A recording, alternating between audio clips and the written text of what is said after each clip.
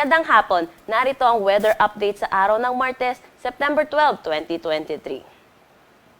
So yung binabantayan nating low pressure area sa loob ng ating Philippine Area of Responsibility ay huling namataan sa laing 710 km east ng Itbayat, Batanes.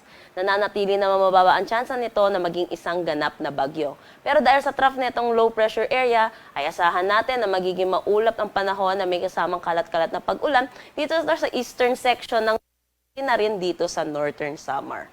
Samantala, southwest monsoon pa rin or hanging habagat ang nakakaapekto dito sa western section ng Southern Luzon, Visayas at Mindanao. Kaya't asahan natin bukas or hanggang mamaya na magiging maulap ang panahon na may kasamang kalat-kalat ng pag-ulan dito sa Metro Manila, Mimaropa, Zambales, Bataan, Western Visayas, Bangsamoro, pati na rin dito sa Zamboanga Peninsula. Para naman sa nalalabing bahagi ng ating bansa, asahan natin ang generally fair weather pero may mga tsansa pa rin ng localized thunderstorm sa hapon at sa gabi.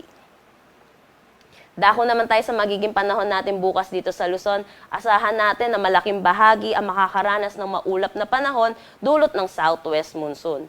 Pero dito sa eastern section ng Luzon, asahan natin ang generally fair weather pero may mga tsansa ng localized thunderstorm sa hapon at sa gabi.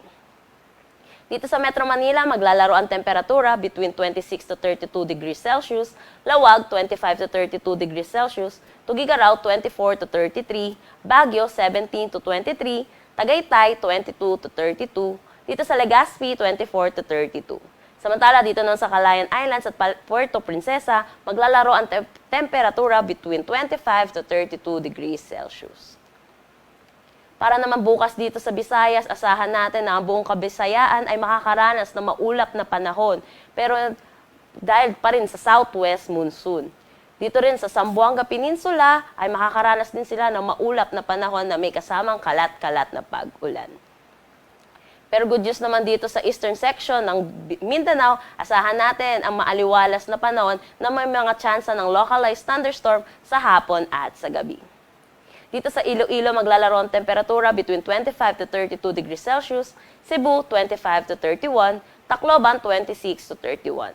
Zamboanga City ay 24 to 32, Cagayan de Oro 25 to 32, pati sa Davao 25 to 32. Wala naman tayong nakataas na anumang gale warning sa anumang seaboards ng ating bansa, pero makakaranas tayo ng mga light to moderate sa ating mga karagatan.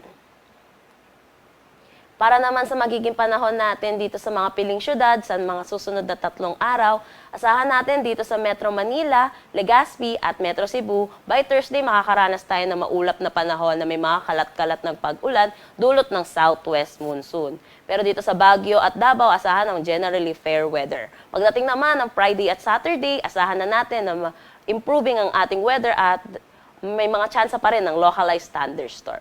Dito sa Metro Manila, maglalaro ang temperatura between 25 to 33, Baguio City 17 to 24, Legazpi 24 to 33, Metro Cebu 25 to 32, at Metro Davao 24 to 32.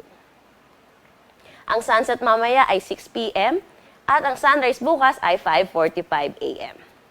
Para sa karagdagang impormasyon, bisitahin ang aming mga social media pages at ang aming website pag-asa.dost.gov.ph. At yan po muna ang latest dito sa Pag-asa Forecasting Center. Chanel Dominguez po at magandang hapon.